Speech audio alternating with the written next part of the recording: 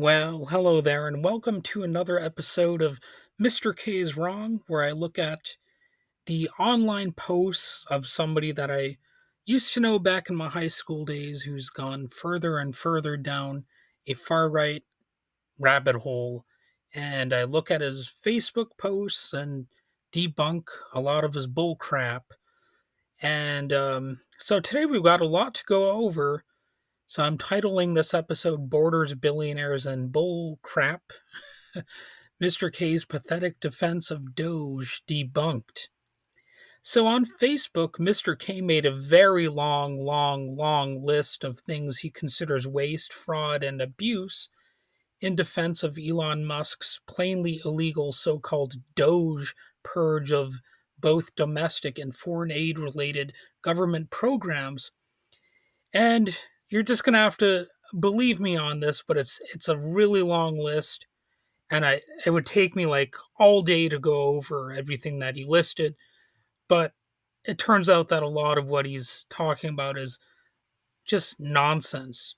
It's not factually accurate. It's misleading, and some of the stuff is just plainly made up. Other things might have a kernel of truth, but there's key information, key details that are missing, which is really how so much right wing propaganda works. It's either an outright fabrication or a half truth at best. Well, more often it's like a quarter truth. So I'm doing some fact checking about the misinformation or disinformation here. First off, the post uses emotionally charged language and a rapid fire list of claims to sort of overwhelm the reader. Most readers are not going to go through every single claim that's made because it's just such a long list. You know, you're not going to typically find somebody who's willing to go through every single claim. And in fact, I'm not even going to do that here because it's just, it's an absurdly lengthy list, and it makes it easier to spread disinformation or misinformation. But I'm still going to debunk some of these key points here. So, for one thing, right off the bat, I've got to say that Doge is actually a fake source, okay? The post repeatedly cites Doge. Again, that's DOGE, the purported uh, efficiency, Department of Government efficiency thing created by an unelected billionaire named Elon Musk, which is actually the name of a cryptocurrency meme coin, but he cleverly wants to work it into the name of this government agency, which is not really even a government watchdog agency or accountability office or anything like that. It's just him wanting to take for himself the power of the presidency, which he basically bought for, I believe, $300 million from DJT. And, if he wants legitimacy, he would, if Mr. K wanted legitimacy, he would reference the GAO, the Government Accountability Office, or even the DOJ, the Department of Justice, or some organization like that, which actually has people, or at one point had people, who would at least be willing to provide some accurate statistics.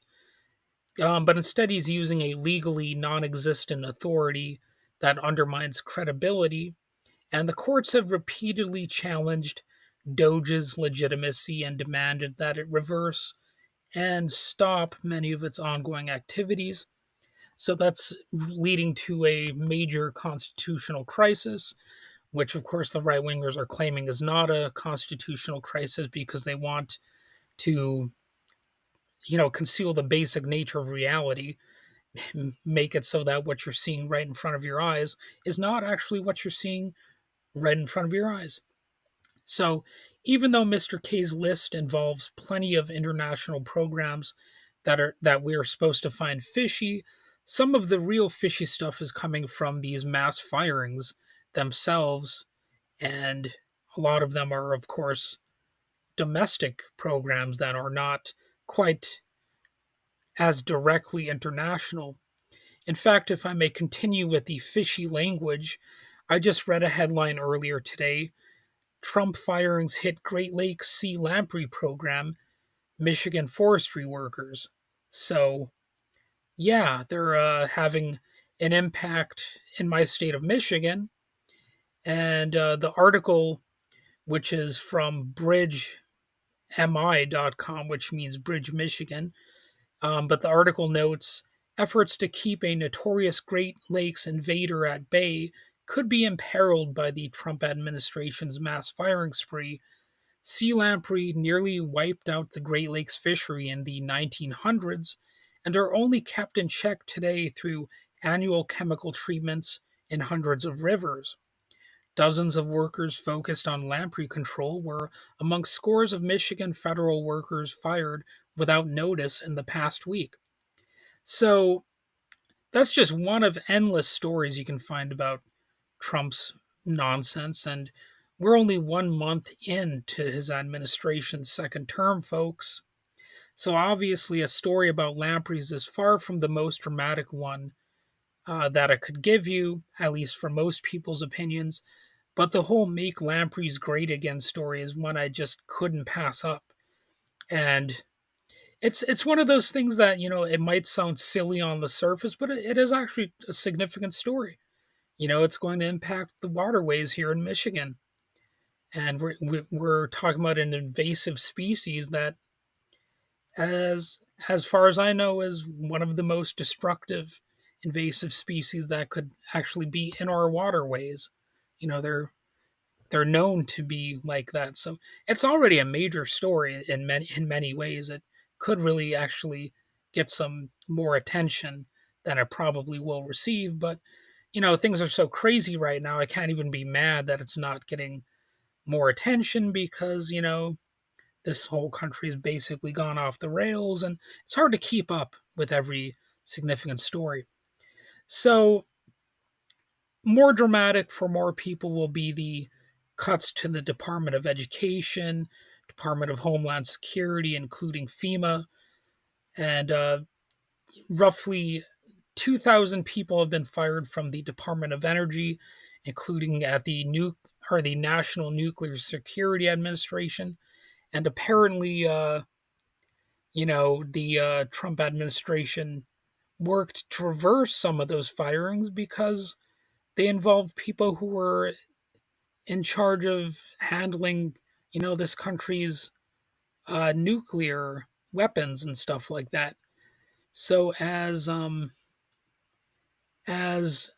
one source notes, as part of Trump and Musk's stated objective of shuttering the United States Agency for International Development, or USAID, more than 10,000 staffers have been placed on leave. And, that's according to ABC News. And there have been massive cuts to the Consumer Financial Protection Bureau, the Department of Veterans Affairs, the Department of Agriculture, the EPA, or Environmental Protection Agency, Department of Health and Human Services, the CDC, the Department of the Interior, and so on. So I'm going to give you more details on the moron Mr. K's claims. So in his post, he said there were 25 million centenarians on Social Security, which technically is not true. In fact, it's blatantly false. This figure is mathematically impossible. The U.S. Census Bureau estimates fewer than 100,000 centenarians in the entire country. In 2021, there were 89,739 centenarians in the United States, which is about 0.027% of the population. So this claim from Mr. K's post, if at all accurate, likely stems from administrative errors or outdated records, not actual benefit fraud. So the AP explains in an article titled "Tens of Millions of Dead People Aren't Getting Social Security Checks Despite Trump and Musk's Claims." So they say Social Security's new acting commissioner, Lee Dubeck, acknowledged recent reporting about the number of people older than age 100 who may be receiving benefits from Social Security. Quote, the reported data are people in our records with a Social Security number who do not have a date of death associated with their record. These individuals are not necessarily receiving benefits. End quote. So, as the AP article explains, most of the erroneous payments were overpayments to living people. And they continue, part of the confusion comes from Social Security's software system based on the COBOL programming language, which has a lack of date type. This means that some entries with missing or incomplete birth dates will default to a reference point of more than 150 years ago. The news organization Wired first reported on the use of COBOL programming language at the Social Security Administration.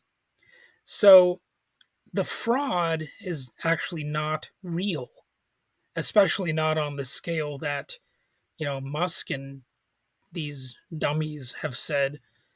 So it's inaccurate at best.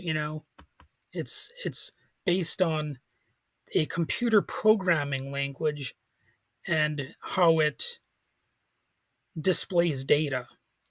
So how about the 4.7 trillion in untraceable treasury payments that Mr. K talks about in his post? Well, the US Treasury does track its expenditures meticulously. While accounting errors happen, as with any large bureaucracy, there's no credible evidence of trillions of dollars being unaccounted for. The number is wildly exaggerated and unsupported by credible reporting.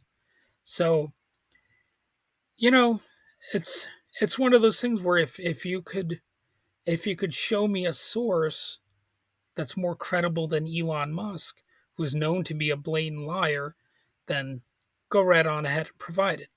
I'll I'll look at the information, or of course you could contact the media or whatever. You could um, maybe I guess contact the Government Accountability Office and see what they have to say about it. But DOGE is not a serious actual organization, they are a joke. So, how about funding radical or terrorist aligned groups, which is, of course, something that Mr. K talks about because, the fear of terrorist activity is something that you have to keep citing, despite the fact that we all know that the some of the biggest terrorist activity is actually from white nationalist groups who these types of people will never actually criticize. Donald Trump will never, ever, ever say that the KKK is a terrorist group. Well, I'd be surprised if he did. I mean, maybe I'm wrong about that. I guess you could find an instance where he said it. I don't know, but it'll never officially designate them as such. He'll say it about Mexican drug dealers or something like that, but he'll never, go after the Proud Boys or the KKK or Nazi organizations the way that he does against, ordinary immigrants who are just looking for work. So, USAID funding often supports NGOs working on human rights, economic development, and humanitarian aid. The term terrorist aligned is a political smear frequently used to discredit groups that challenge authoritarian governments or support marginalized communities. And what about the wasteful spending supposedly on LGBTQ plus initiatives and climate aid that Mr. K bandies about? While these grants help marginalized groups, they could promote human rights and foster global cooperation. So the post frames this as waste, but from a humanitarian lens, mutual aid and supporting oppressed groups actually aligns with principles of solidarity, so it could be seen as potentially good government spending. But, the white nationalist types, they don't want that. When But when Elon Musk did the Sieg Heil, the Nazi salute during that inauguration, he wasn't kidding. He he believes the only groups that should, be at the top are white Christian males or, you know, whatever groups he happens to like. So there's that. So from a sane perspective, getting information not just from a far right Facebook meme, Mr. K's post is steeped in nationalist rhetoric, state worship, and capitalist logic. So let's unpack it even more. It functions as state centric propaganda.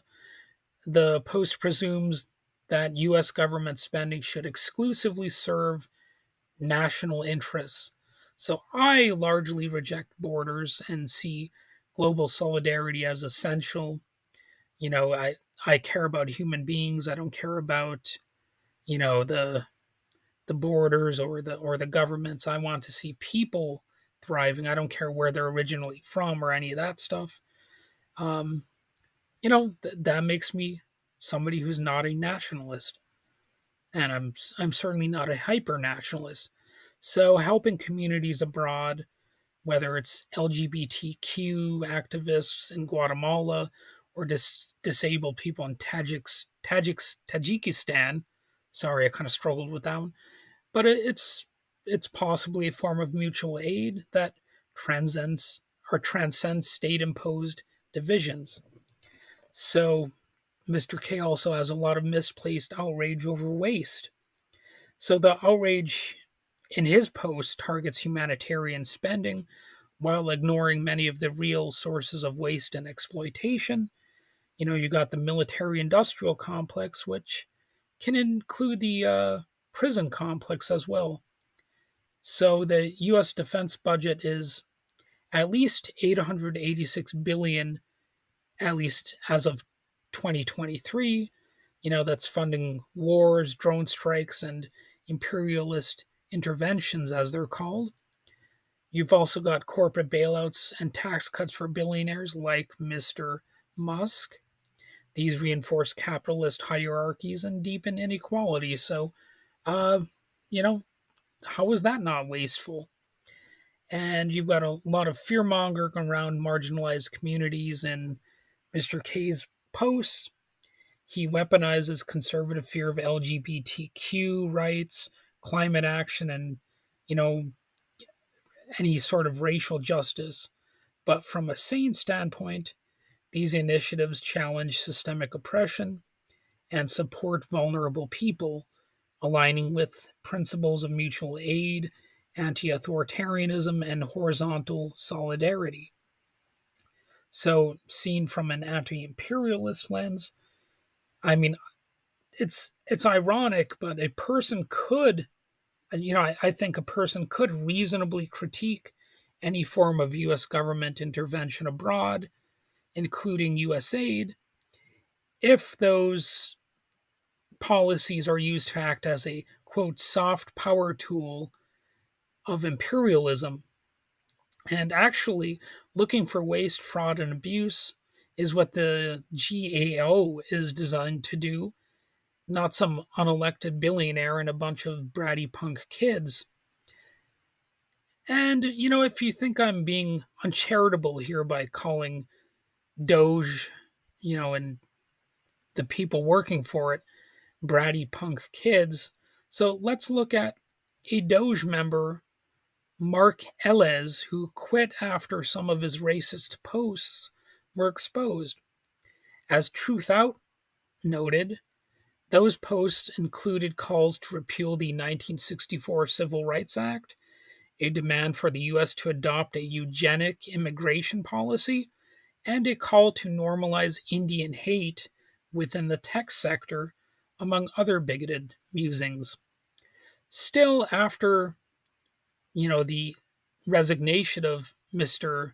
Elez, Truth Out notes that Vice President J.D. Vance called for him to be reinstated, downplaying the bigoted missives from Elez and saying that stupid social media activity shouldn't ruin a kid's life.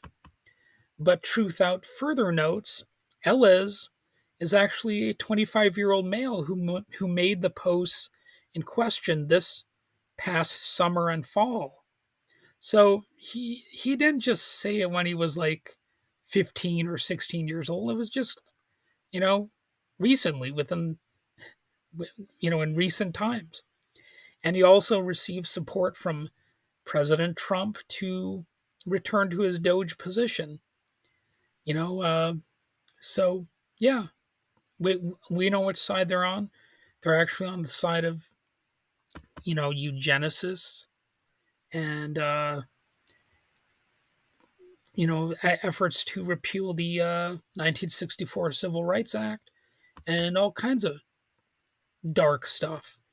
So Truth Out notes that Ellis's role at DOGE granted him direct access to the Treasury Department systems, including those with top secret clearance distinctions and those responsible for nearly all payments made by the US government. So, how about that? Imagine thinking a Nazi should have that sort of access to that type of information.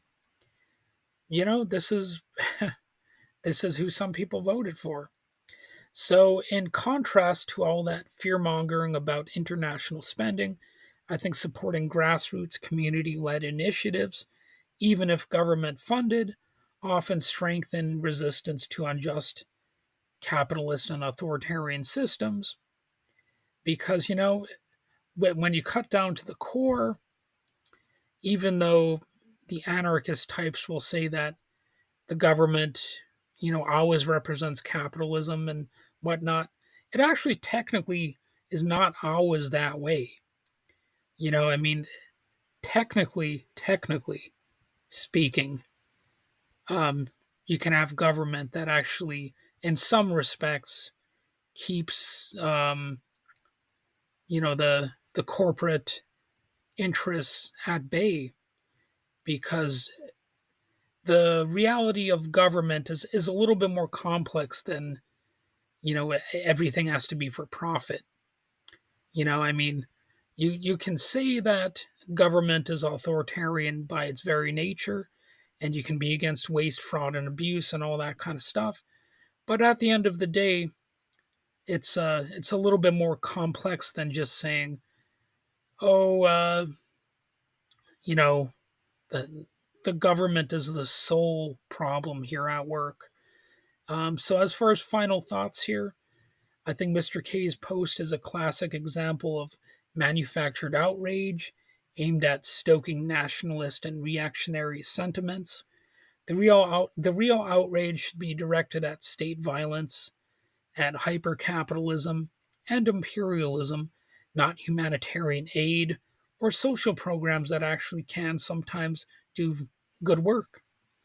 Borders, nationalism, and state institutions that perpetuate oppression should be, you know, kept checked at at various points, and supporting global solidarity and mutual aid breaks down a lot of barriers. So if you can have a relatively moderate government that actually does help people out, it it actually does in some respects challenge the creation of barriers between people.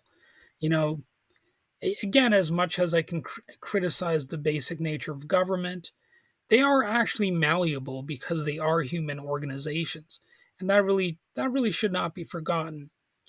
So it could be fair to critique the idea that any state, whether through the USAID program or military force, should control how resources are distributed globally. But what the Elon Trump axis of evil has in mind is not better than what we already have, and they are not going about anything in the right way. So, in fact, what they're doing is considerably worse and being implemented with the subtlety of toddlers throwing an epic tantrum, that unfortunately is negatively impacting many people's lives. So, once again, Mr. K presents blatantly false information in defense of an agenda that is indefensible and, of course, illegal, despite coming from a party that claims to represent law and order. So these are man children and imbeciles, and they only ever say anything truthful by sheer coincidence. 9 times out of 10, they're just going to be lying. So, yeah, whew, that was quite a mouthful that I just went through. So I'm gonna take a break, and I hope you enjoyed the episode. You can subscribe if you found this video on YouTube, and you can share your thoughts as well. So, all right, have a good one.